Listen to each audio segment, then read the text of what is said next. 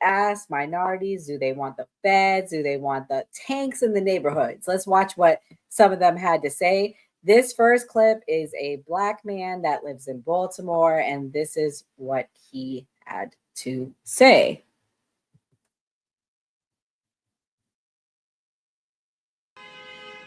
We're doing fine. Baltimore's fine. Do you feel safe? I feel safe. This is one of the toughest neighborhoods in Baltimore. And like you, I'm a journalist. I love the work I do. This is a safe neighborhood. The only challenges we have a lot of times are transients. Believe it or not, there is a burgeoning number of non-black addicts in the black community. Yeah. That seems to be problematic when it comes to people going into vacants Yeah. and stealing products and selling them on the streets. So it causes our dollar store to get closed. You're in the middle of a food desert. From Lexington Market to Mondawmin, there's virtually no fruits and vegetables. On Thursday, Friday, and Saturday inside this market, there are fruits and vegetables thanks to no boundaries. If he wants to do something, help us to build some markets. But you're going to have to get the crime rate down to do that, because then to stop the petty crime and the street crime that people come in and they... It's not the picture he paints. This has been Baltimore for a long time. And actually, we love this mayor. No corruption. You love this mayor? Yeah, we love this mayor. He's the governor? I think he's doing a decent job. You know, there's certain Republican things that I like, pro-business, that I'd like to see more of. But given this environment, I think they're doing a stand-up job. I follow politics pretty well. Are you a Republican? No. I'm a registered Democrat. Baltimore's 9-1 Democrat, but I have voted Republican before.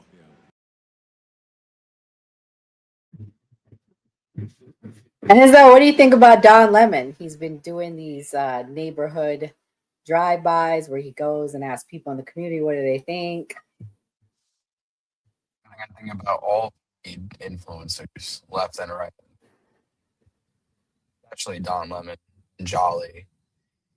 Don Lemon and Jolly did a nice interview on the 250th anniversary with Chris, and Jolly got up in his face. You can see on Don Lemon's side, they're enticing him to get up in his face. So Don Lemon's a piece of shit. They are. I don't agree with their partisan way of going about it, because I don't think he'll post that clip on his show about the white guy in New York. They're gonna pick and choose what they want to show. Or that, like I said, all paid influencers, I think they're absolutely terrible because they just push a narrative. They don't really push what's going on in Baltimore. That's bullshit. People that live there, they could say one thing, that's fine. But Montgomery Square and everything like that. I know about Baltimore, the biggest H towns out there. You got people ODing on the streets all day long in that part of town. I would not feel safe seeing needles all over the ground. Not want to have children over. I want that clean. I want people in there to actually fix our city. I can go on forever with that.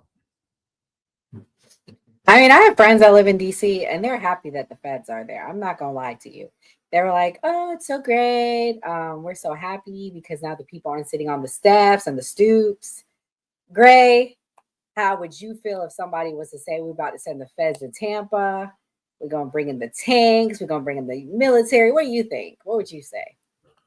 I mean, of course, I would have an issue with it, and I was in the National Guard myself. So if I was in the National Guard still, I wouldn't want to do that job either. What you hear these people saying, I don't know about your friend, but this guy in the video is basically saying that he likes his neighborhood, he likes the way it is, that they're fine with the way things is, the way things are.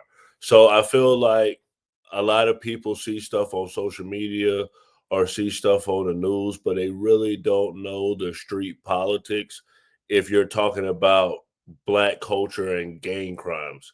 Because if you really dive deep into these situations, there are reasons behind these people being deleted. There are reasons behind the drug trafficking. All of this is documented with the police and through YouTube. So I feel like when they're trying to like decrease crime, they're not really looking at the actual issues. They're just looking at an easy method to try to decrease it by having fear towards these people. Yeah, you were the lone person. Shout out to Gray.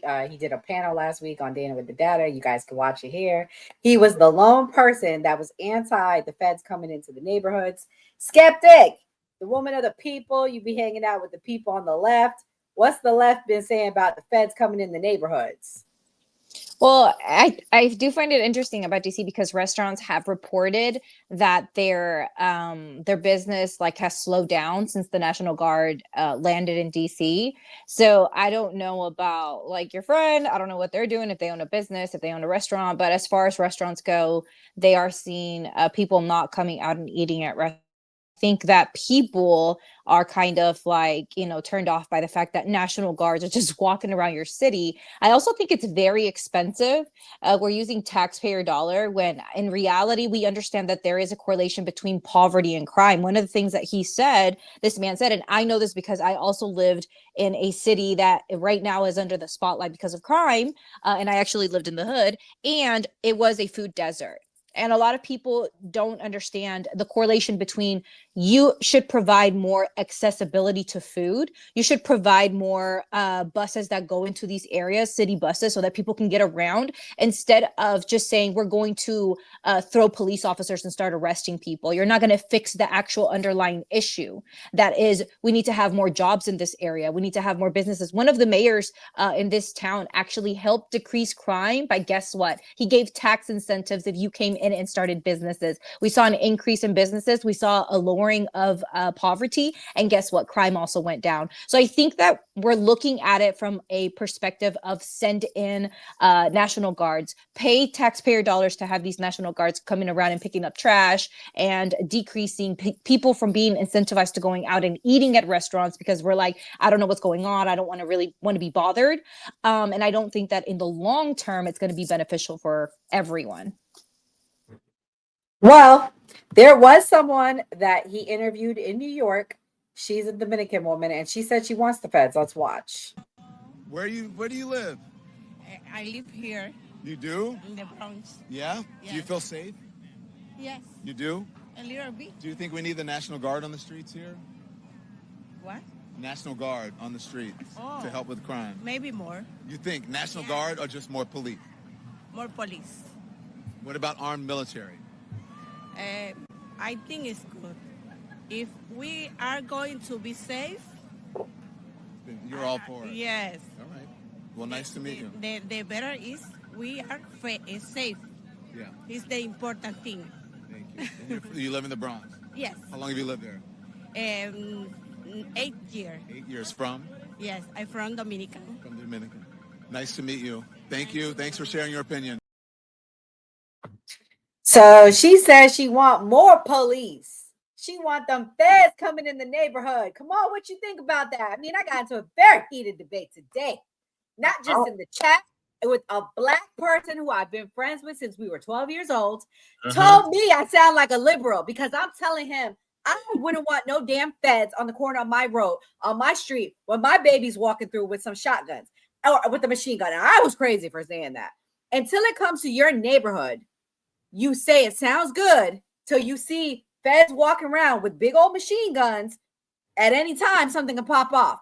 And let me tell you, a bullet don't know no name. And we know that, Kamal. So what do you think about that? You came from a really rough neighborhood in Oakland. How would you feel if the feds were sent to Oakland and you were still living there? First of all, if the feds was sent to the town when I was living there, they probably wouldn't be catching the criminals anyway. Them motherfuckers are smooth as hell in the town.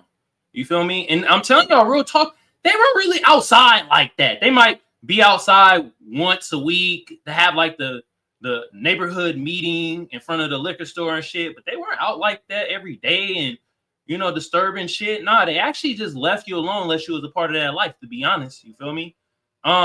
Second of all, Don Lemonade with his zesty ass, he ain't about shit. He asked that woman knowing damn well she probably a legal immigrant, talking about, hey, how you feel about the feds coming in there? She was like, I've been here for 8 months, years. She most definitely. I'm like 8 years, ma'am. Don Lemon, you know what the hell you was doing asking that woman that fucking question. God damn. Put her on the spot knowing she did not want to talk. You feel me? I'm just like, God damn. Actually, Nora, play the other clip where the white man said Don Lemonade on bullshit. I want to see that. Oh, yeah. Okay, yeah, I do have that clip. But this is the thing. It's all good till it comes to your hood, okay? And this whole, oh, it's for crime, it's for crime. That's the front. That's what y'all don't realize. And the main one saying it's for crime be the white tea people, no disrespect, where y'all got safe neighborhoods.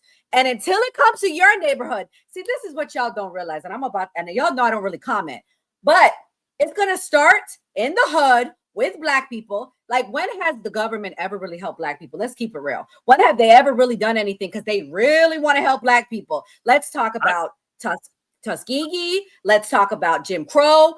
Anything that the government has done in the Black community never helps the Black community. And let me tell you another thing.